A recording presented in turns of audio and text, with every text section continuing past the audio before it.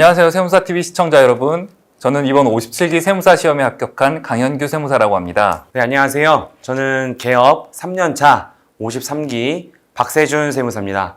만나서 반갑습니다. 박세준 세무사님은 저보다 4기수 먼저 합격한 세무사 업계 선배이시면서 또 제가 졸업한 서울시립대학교의 동문이자 또 제 후배이기도 하십니다. 학교로서는 후배인데 제가 4기수 선배죠. 고시반에서 같이 공부한 이제 선배 후배인데 세무사 TV까지 나왔습니다.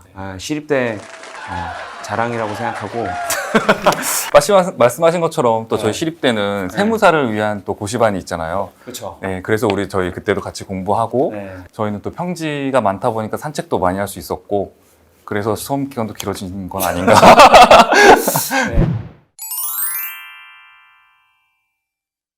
세무사 시험을 준비하시게 된 계기가 어떻게 되시죠?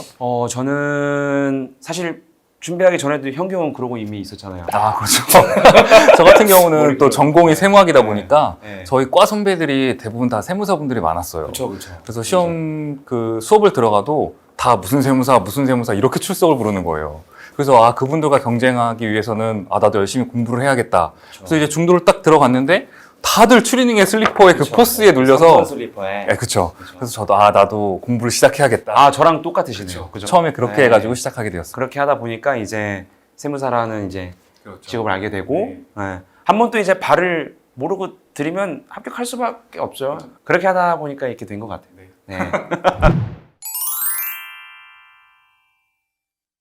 어떠셨어요? 학교 하면서 또 이제 또 분위기는 확실히 많이 차이가 있는 것 같아요. 확실히 이제 학교에서는 다 아는 사람들이고 선후배고 또 친한 친구들이다 보니까 공부할 땐 공부하고 또 쉬는 시간에는 같이 대화도 나누고 아까 말씀하신 것처럼 산책도 하면서 또 재밌게 놀기도 하고 그런 게 참 좋았는데 학원 다니다 보니 다 모르는 사람들이잖아요. 모르는 사람들이기 때문에 어느 정도 또 경쟁력도 더 생겼던 것 같아요. 그래가지고 좀 더 공부에 집중할 수도 있었고 또 그리고 그 상황에서 또 사람들하고 친해지다 보면은 또 몇몇 이제 스터디 모임이 또 생기거든요. 그러면 이제 그 사람들하고 더 돈독해지면서 또 공부에만 집중할 수 있었고 그리고 또 학원 다니면 이제 선생님들한테 바로바로 질문이 가능하잖아요. 그게 그렇죠. 너무 좋죠. 큰 장점이었던 것 같아요. 저는 사실 합격할 때까지 2차까지 전체 다 그냥 오직 인강으로만 했거든요. 네. 뭐 고시반에서 스터디 있고 했지만 뭐 인강이란 게 되게 효율적이잖아요. 뭐 이동 시간 없고 바로 뭐 1.5배속 2점으로 듣고 들었던 거 또 듣고 그리고 또 커리큘럼 같은 경우도 내가 직접 짜서 또 그거에 있는데 그렇죠. 또 안 좋은 점은 이게 일단 아까 말씀하신 것처럼 피드백이 잘 안 돼요. 제가 어느 지금 현재 주소에 있는지 그냥 뭐 내가 뭐 잘하고 있는지 못하고 있는지 그런 일단 점검이 잘 안 되고 또 인강이 어울리는 스타일의 사람인 게 있는가 하면은 그쵸. 그게 뭐 예를 들어서 자기 절제가 좀 안 된다거나 혹은 또 자기 공부 계획을 세우는 데 있어서 스트레스를 많이 받는 사람이라면 그냥 학원 커리큘럼에 맞춰서 자기를 그냥 거기에 몸을 맡기는 게 가장 편할 것 같기도 하고 또 자기 절제력도 강하고 그리고 또 누구한테 구속받거나 뭐 터치당하고 싶지 않다 그런 스타일의 사람이라면 인터넷 강의로 들으면서 자기가 공부 계획을 세워서 나가는 것도 좋은 방법이라고 생각합니다. 그래서 자기 성향에 맞게 뭐 이제 합격 수기를 좀 많이 읽어보셔서 시행착오를 또 줄이는 것도 수험 기간을 줄일 수 있다. 그렇게 정리하시면 될 것 같습니다. 그럼 박세무사님 같은 경우는 공부를 어렵게 했다는 요인이 있다면 무엇이 있을까요? 공부 방법. 지금 생각해보면 잘못된 공부 방법이죠. 그거를 그때 몰랐어요. 제가 제일 공부 방법 잘못됐다고 좀 생각하는 게 저는 인강으로 하다 보니까 그 약간 좀 계획을 짜다 보면 이제 약간 조급함이 생기잖아요. 뭐 빨리 끝내고 다시 본다. 이게 좀 있었어요. 그래서 저는 진도를 빨리 나갔어요. 저는. 또 그런 것도 있잖아요. 인강을 듣다 보면은 배속으로 빨리 듣고 빨리 진도를 빼고 싶다는 생각에 그렇게 듣다 보면 다 날아가잖아요. 그렇죠. 그거예요. 바로 제가 말씀드리고 싶은 게 뭐 예를 들어서 형을 만났어요. 야, 너 어디까지 했어? 나 지금 어디 나 지금 법인세 나 퇴출까지 벌써 뺐어. 그럼 이제 그게 저의 위안인 거죠. 근데 그렇게 공부하니까 결국 남는 거 진도는 나가는데 앞에 있는 게 없어지는 거죠. 진도가 중요한 게 아니라 얼마만큼 내 것으로 만들었냐가 중요한데 그런 과정이 없이 그냥 계속 진도만 빼다 보면 시간은 시간대로 버리고 그게 안타까운 거죠. 그렇다 보니까 그런 잘못된 공부 방법이 조금 저를 공부를 오래 하게 하지 않았나라는 지금 생각이 들고. 그럼 저 같은 경우는 되게 완벽주의에 가깝게 공부를 했어요. 그래서 막 예를 들어서 강의를 듣는다거나 하면 내가 그래도 세법의 전문가인 세무사가 되려고 하는데 이걸 모르고 넘어갈 수 있을까? 뭐 이런 것 때문에 모든 단어를 다 가져가려고 했어요. 뭐 예를 들면 뭐 그 세무회계 뒷부분이라든지 아니면은 뭐 소득세 가산세라든지 뭐 회계 연결 파트. 그렇죠. 그런 것까지 다 가져가야지만이 전문가가 될 수 있다는 그 자부심과 시험관은 그렇게 공부하다 보면 시험관은 점점 멀어질 수밖에 없어요. 합격을 해야죠. 그렇죠. 그래서 합격을 하고, 위한 공부를 못하고 뭔가 대학에서 학문을 하는 위한 공부를 하지 않았었나 그런 게 가장 후회가 그런 남더라고요. 부류도 많아요. 네, 그죠? 제가 그 부였습니다. 그렇죠. 형이 왜 안 말리셨어요? 형은 항상 제가 물어보면 다 알고 있어. 다 알고 있는데 합격 소리가 안 들려. 그래서 시험 문제를 보면서 기출 문제 보면서 요 정도까지 하면 되겠다라는 그 선이 쓰잖아요. 저는 공부하면서 한 2달 동안 머리를 안 깎은 적이 있어요. 그렇게 2달에 한 번씩 머리를 깎으면서 공부했던 것 같아요. 2달. 머리를 기르고 싶어서가 아니라 네. 머리 깎으러 가려면 또 이제 예약도 해야 되고 그쵸. 기다려야 되고 그런 시간들이 너무 아깝게 느껴졌어요. 물론 그렇게 공부해서 떨어졌었지만 네. 그런 시간을 아끼기 위해서 머리도 2달 동안 안 깎았어가지고 이제 부모님한테 혼도 나고 뭐 이런 거는 다 해보셨을 것 같아서 합격하려면 그 정도는 뭐 이제 2차 막판 남았을 때 시간이 아깝잖아요. 네. 저는 이제 큰 거 보러 가는 시간도 아까웠거든요. 저는. 그러니까 저 이제 사진을 찍어서 앉아서 이제 그걸 외우고 테스트가 끝나면 일어나셨군요. 물을 내렸어요. 그러니까 뭐 15분, 20분 동안 앉아 있었던 적도 있고 거기까지 하겠습니다. 네.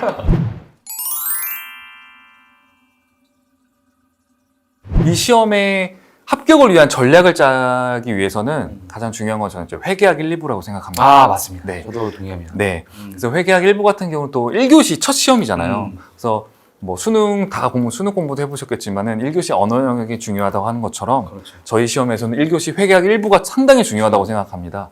여기서는 또 이제 고득점이 또 가능한 과목이기도 하고 또 1교시에 이 시험을 또 잘 치르고 나면 심리적으로 되게 안정감이 되기 때문에 회계학 1부를 고득점을 목표로 시험 준비에 임하는 게 가장 중요하다고 생각하고요. 또 그러기 위해서는 회계학 1부를 감을 잃지 않도록 계속해서 풀어보는 게 중요하다고 생각해요.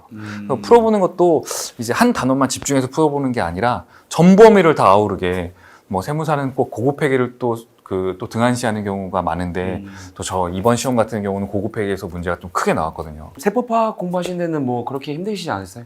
세법학을 다 사람들은 다 이 많은 걸 다 암기해야 하나 이렇게 걱정을 하는데 첫 번째는 암기가 아니라 첫 번째는 이해라고 생각하거든요. 그렇죠. 네, 어느 정도 이해가 되어야지만이 또 이제 세법학을 쓸 때 그냥 법령을 외운 걸 달달달 쓰기보다는 이해를 해야지만이 그걸 내 언어로 다시 풀었을 수가 있기 때문에 그리고 요즘 같은 시험의 트렌드는 뭐 다 외우고 있는지 물어본다는 것도 중요하지만은 이 이슈를 잘 이해하고 있느냐 그것도 상당히 중요하기 때문에 네, 이해가 먼저 되고 그 다음에 암기를 해야 된다고 생각해요. 근데 이제 합격하기 위해서는 아까 강영규 세무사님 말씀하신 것처럼 회계학 1부랑 회계학 1부에서 일단 고득점이 좀 나와야죠. 그래서 일단 회계, 재무회계랑 원가, 고급 회계는 정말 잘해야 되고, 그죠? 그래서 최소한 60점 중반이지만 70점까지 나올 수 있게 그렇게 해야 될 것 같고, 그리고 이제 세무회계 이제 회계학 2부 거기서 이제 실수를 안 해야죠. 한번 말리면 끝이잖아요. 저는 제일 마지막에 힘들었던 게 세법학은 이제 어느 정도 이제 하면 되겠다라는 게 잡혔는데 막판까지 세무회계가 불안하더라고요. 왜냐면 실수를 좀 약간 조금 덤벙거리는 성격이 있었어가지고 뭐 하나 딱 말리면은 이상한 이제 3,000% 빠지는 답을 좀 많이 썼었어요. 세무회계가. 그러다 보니까 마지막까지 세무회계가 스트레스 많이 줬던 것 같아요. 세무사님은 그 세무회계의 실수를 걱정하셨는데 아마 대부분의 분들은 세무회계의 막 방대한 양 때문에 세무회계. 주제가 너무 많잖아요. 세무회계도 많죠. 그래서 또 세무회계가 또 휘발성이 엄청 강하잖아요. 이거 어떻게 풀었었지? 이게 되게 많기 때문에 근데 저는 그래서 모의고사를 되게 중요시했던 것 같아요. 세무회계 모의고사 형식. 한 단원만 다 푸는 게 아니라 모의고사로 여러 단원을 계속 건드리는 거죠. 그래서 일주일에 한 회 이상은 꼭 모의고사를 풀었던 것 같아요. 그게 세무회계를 전체적으로 다 가져갈 수 있는 어떤 비법이지 않았나 저는 그랬습니다. 저는 현규 형이랑 계속 방법이 다른데 이런 방법이 다 달라요 사람마다. 달라서 저는 요렇게 공부 안 했어요. 둘 다 합격은 했습니다. 저는 가장 필수적 예제 있죠. 네. 좀 지엽적인 문제 그냥 과감하게 버렸고요. 기본 문제를 정확하게 맞춰서 이거는 반드시 맞춘다. 그렇게 가져왔어요. 저는 약간 중요한 것 같아요. 그쵸. 네. 그래서 힘든 문제 나오면 나만 어려운 게 아니잖아요. 맞아요. 그래서 건드렸다가 어차피 시간 날리고 못 풀 바 네. 정확하게 딱 정형적인 문제 나온 거는 무조건 맞춘다. 네. 그래서 저는 세무회계 2차 연습서에 있는 그 가장 필수적인 문제들 있죠. 네. 그것만 마지막에 계속 돌렸던 것 같아요, 저는. 네. 그것도 중요한 것 그렇죠. 그게 이제 사람마다 다 다릅니다. 그래서 거기에 자기의 성향과 네. 또 맞는 공부 방법에 따라서 네. 하시면 될 것 같아요. 시험 당일이요. 네. 시험 당일. 생각만 해도 소름이 돋는데. 네, 시험 당일에는 제가 제일 중요한 게 멘탈인 것 같아요. 어떤 마음가짐이 중요하냐면 내가 아니면 누가 합격해. 이 정도의 자신감이어야지 합격할 수 있다고 저는 생각했거든요. 그거는 공부를 많이 하셔서 그렇죠. 근데 그 정도 공부를 많이 해야지만이 또 합격할 수 있다고 생각하기 때문에 또 자신한테 부끄럽지 않게 공부했다면 이런 마음가짐으로 들어가시면 꼭 합격할 수 있을 거라고 생각합니다. 저는 이제 시험장 들어갈 때도 저만의 그게 있었는데 막 사람들 막 달달달 떨면서 들어가잖아요. 네. 저는 오히려 카페에 가서 그 바닐라 라떼 있잖아요. 네. 달달한 거. 그거 빨면서 들어갔어요.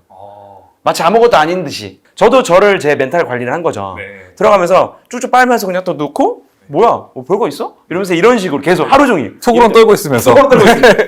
근데 그게 또 되게 마인드 컨트롤이 되더라고요. 그렇죠. 그 당일의 멘탈이 정말 중요할 것 같습니다.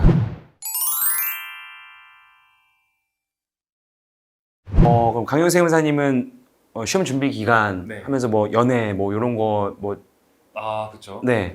뭐 말씀하실 거 있을까요? 또 저는 또 이제 학원에 다니다 보면 아까 말씀하신 것처럼 이제 스터디 그룹이 형성이 되잖아요. 그럼 저 이제 또 거기서 이제 또 여자친구를 만나게 됐고 또 이제 올 12월에 결혼을 앞두고 1차 있는데 2차 때였죠. 예, 그렇죠. 예, 그렇게 만나서 근데 다 사람들이 이야기할 때 이제 공부할 때 연애는 어떻게 하느냐, 공부할 때 방해가 많이 되지 않느냐, 그렇게 되면 떨어진다 이런 말까지 많았는데 모르겠어요. 사람마다 다 다른 거고 자기가 어떻게 자기를 절제하고 또 이제 공부에 집중하면 집중하고 쉴 땐 딱 쉬고 하는 거를 잘 구분하느냐 그게 중요한 거지 연애를 꼭 해야 된다 말아야 된다 그런 정답은 없는 것 같습니다. 없죠. 그리고 또 저 같은 경우는 또 여자친구분도 같이 공부를 했기 때문에 저희는 단 하루도 근데 통으로 논 적이 없어요. 그냥 밥 먹는 게 1시간 정도 같이 밥 먹는 게 데이트였고 이제 뭐 토요일 뭐 잠깐 그쵸. 산책하는 게 산책하는 거였고 또 이번에 같은 경우는 저희는 이제 코로나 때문에 또 마지막에는 이제 학원도 문을 닫은 적도 있었고 또 다 사람들이 모일 수 없었고 막 그랬었잖아요. 그렇기 때문에 마스크 쓰고 다 이렇게 공부했기 때문에 스터디 카페나 이런 데서 같이 공부하면서 서로 공부하고 서로 물어보고 체크해주고 그런 게 저는 연애가 참 큰 도움이 됐다고 생각했어요. 그렇죠. 저는 제대하자마자 저도 사귀었거든요. 그래서 저는 본격적으로 공부하기 전에 저는 이제 사귀었죠. 그래서 다행히도 한 9개월 정도 불타게 연애를 하고 조금 이제 평정심을 가질 때라고 해야 되나? 그럴 때 이제 공부를 이제 시작했는데 저도 제 와이프하고 지금 결혼했습니다. 했는데 와이프와 같이 공부를 했어요. 근데 제 와이프는 이제 안 돼서 일반 회계팀에 갔었고 지금은 이제 쉬고 있는데 어쨌든 저는 이제 아예 스트레이트로 1차 때부터 했어요. 그래서 저는 조금 연애가 좀 힘들었어요. 왜냐면 이게 같은 학교도 아니고 또 이제 연애를 하면 또 얼굴도 봐야 되는데 얼굴을 보려면은 제가 공부하는 시간을 버리고 가야 되잖아요. 왜냐면 연애를 하면서 공부할 수는 없잖아. 그죠? 그러니까 다 제 친구들이 그때 너는 과목이 하나 더 있다고. 연애 과목이. 연애 과목이라고.